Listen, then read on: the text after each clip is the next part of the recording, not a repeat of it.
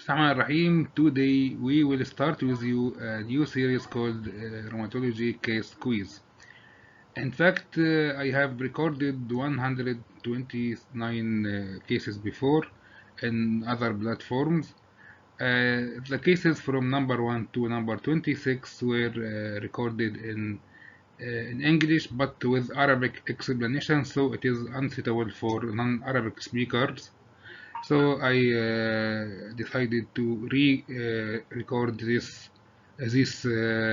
cases, and now we will start with case quiz number 1. Case data: female patient, 6 years old. The family history is positive consanguinity between mother and father. Skin shows malar erythema, chilblains, mouth showing recurrent painless mouth ulcers.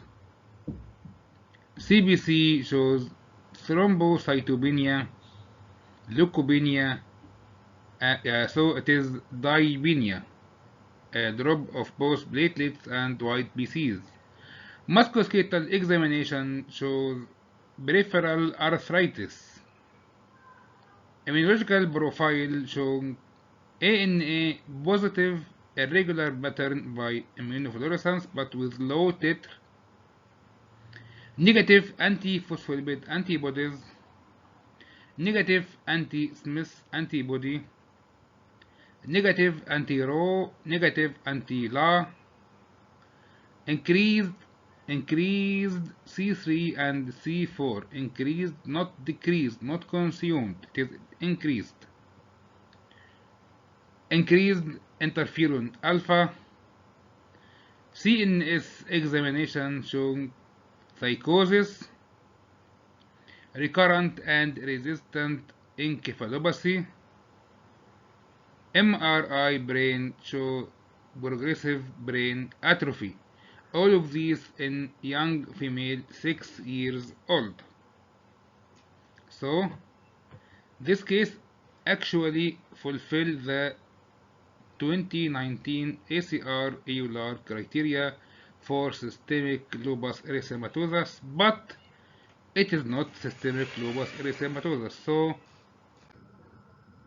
what is the diagnosis?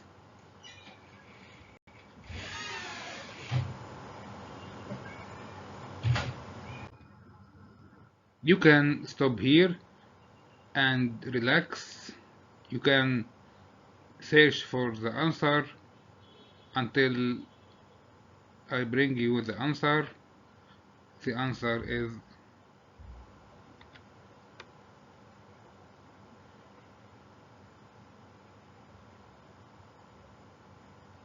it is one of the rare syndromes. It is called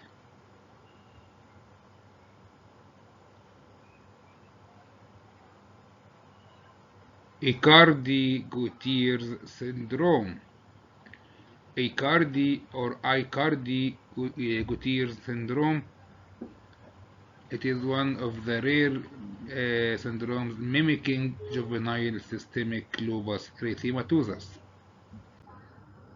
Aicardi-Goutieres syndrome was first described in 8 children from 5 families in 1984 by Jean Aicardi and François Goutieres as an early onset encephalopathy of presumed genetic origin and associated with leukodystrophy, basal ganglia calcification, and CSF lymphocytosis. The association with an elevated interferon alpha in CSF was first noted in 1988 by Pierre Lebon and is considered to be the best marker for Aicardi-Goutieres syndrome. Many cases have subsequently been described. It is genetically and phenotypically heterogeneous disorder. The clinical presentation is usually an early progressive encephalopathy with feeding difficulties, vomiting, jitteriness, slowing of head growth, and recurrent episodes of low-grade fever over several months. In case of later onset, for 4 to 8 months, loss of attained milestones have been described as well as spasticity. Long term, most infants show diffuse neurological signs including truncal hypotonia, limb spasticity, dystonic posturing, abnormal eye movements, and seizures in about 50% of patients. Non-neurological manifestations include chilblain-like lesions of fingers, toes, and ear lobes in about 25 to 43% of patients. Autoimmune disorders such as diabetes mellitus and hypothyroidism have been described in few patients. SLE-like complaints may be seen such as arthritis, mouth ulcers, or malar rash as seen in our case. Since the original description of Aicardi-Gouttier syndrome, two forms of the disorder have been identified: early neonatal onset and late onset, most of which are diagnosed around the age of 4 months. About 20% of cases have a neonatal presentation and are most likely to be confused with torch infection with microcephaly, intracranial calcifications, neurological signs, transitory hepatosplenomegaly with raised transaminases, transient thrombocytopenia, and anemia. Currently, four gene mutations have been identified by Crow et al., and these can be found in 83% of patients. The first gene, AGS1, discovered in 2000, was TREX1 mutation on chromosome 3 and is particularly associated with the neonatal form. The remaining three gene mutations, AG2 to 4, discovered in 2006, and RNA-SEH2B, RNA-SEH2C, and RNA-SEH2A are found to be on chromosome 13, 11, and 9, respectively.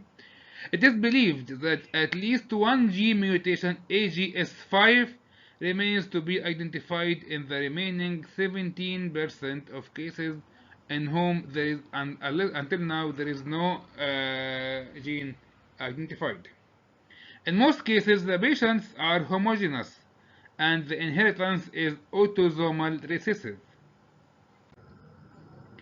An interferon alpha mediated innate immune response can be triggered by both viral nucleic acid (DNA and RNA) as well as by endogenous nucleic acid, which the host recognizes the foreign TRIX1 and RNA SAH complex protein are nucleases which remove endogenous nucleic acid producing during normal cell process.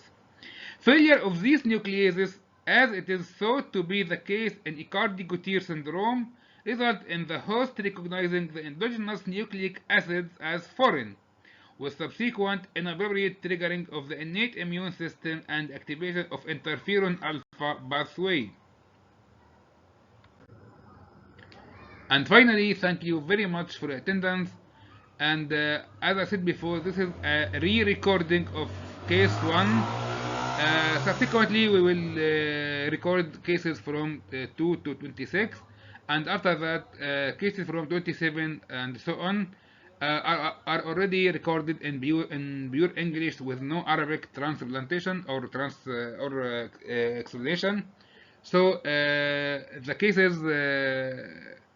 The next cases will be all in pure English in order to enable non-Arabic speakers to understand and communicate with us. And I hope that these cases would help you to expand your knowledge about rheumatology. Don't worry, not all cases are so rare. Some cases may be simple and direct, but other cases may be somewhat rare. The idea for this series is to expand your knowledge, to enhance our understanding of rheumatology and autoimmune diseases in general, and I hope that it is beneficial for all of you and all of us, and meet you tomorrow or the next time. Wassalamu alaikum wa rahmatullahi wa barakatuh.